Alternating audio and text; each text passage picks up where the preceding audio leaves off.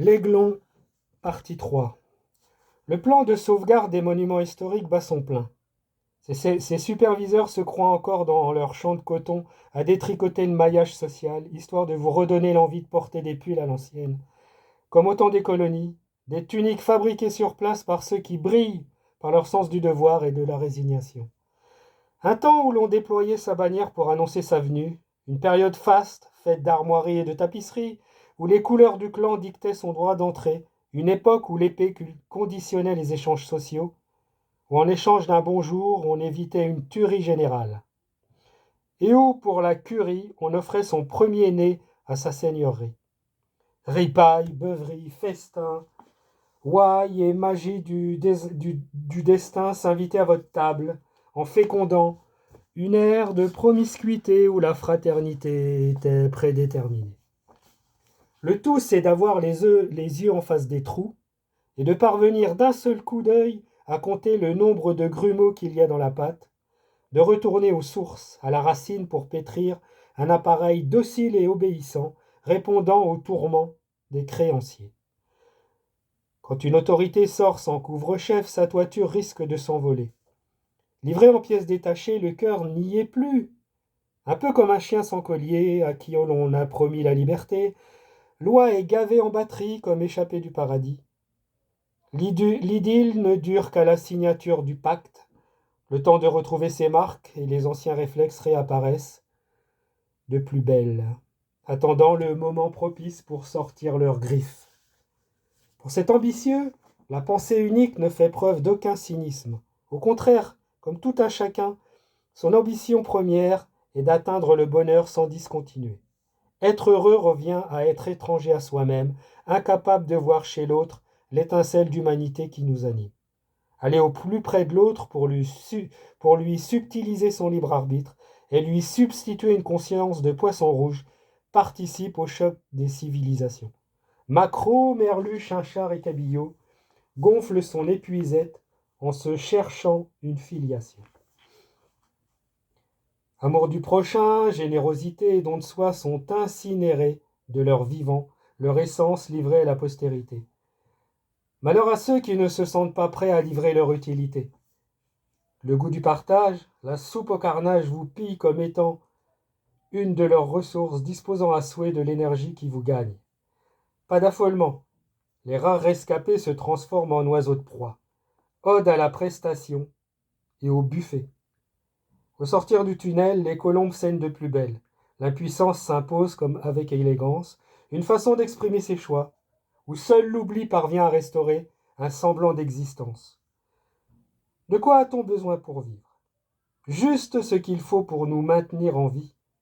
De nouvelles entailles, des non-dits qui s'étalent sans risque d'être objectivés. Tournez manège, tournez, le cirque du grand déballage est arrivé. On ne peut réparer un jouet cassé qui ne cesse d'être dévasté. Tournez manège, tournez, que peut-on attendre de quelqu'un qui n'a jamais été dans le besoin? Tournez manège, tournez, la logique du contrepoint, faites les miraculés qui passent entre les mailles du fil. Quand bien même se couvrirait-il de honte, qu'adviendra-t-il? Rien, moins que rien. Sur la planète profit, le gain, rien que le gain, légal ou illégal, licite ou illicite, la façon dont il s'acquiert importe peu. Quand la bourse est pleine, on tire sa révérence, le peu qu'on a, on l'exhibe, pour que d'autres puissent saliver du bonheur qu'on a acquis.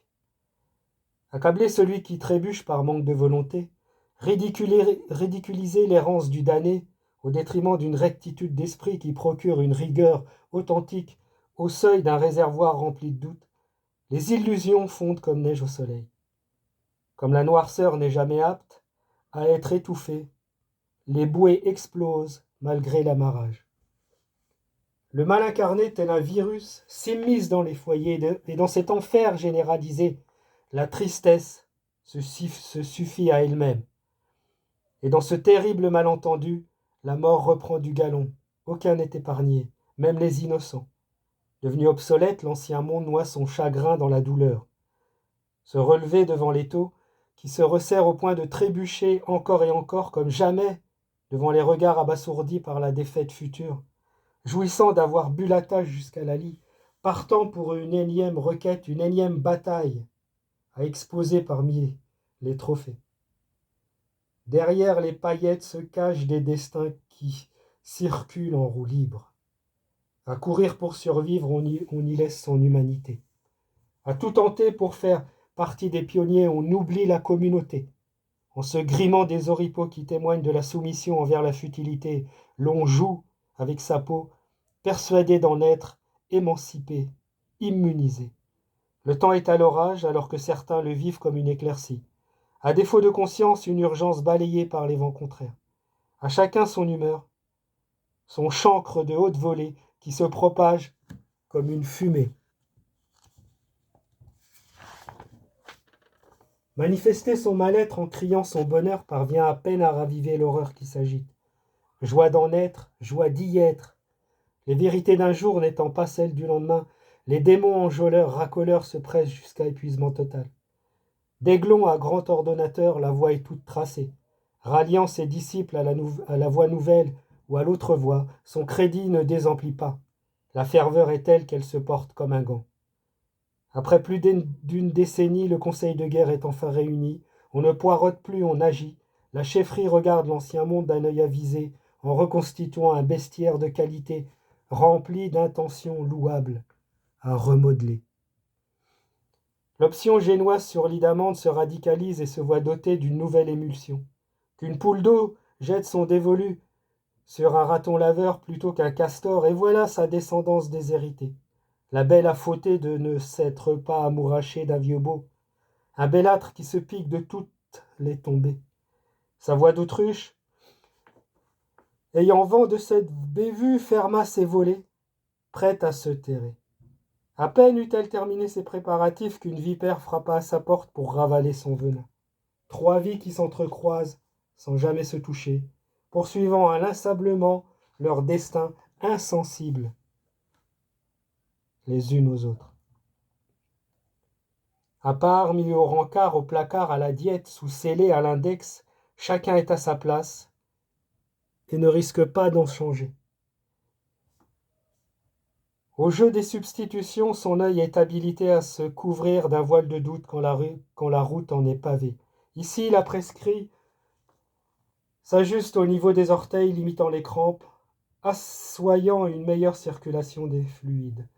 Ne rien voir, ne rien entendre, faire en sorte de ne pas dévier des rails préexistants pour ne pas être montré du doigt et bafouer la vérité, sa vérité, quelle qu'elle soit. Tout est question d'organisation, de préparation, de méthode, de gestion. Assassinat d'urgence, fonds propres et perspectives à taux zéro reviennent au premier plan avec un didactisme digne des grands brancardiers.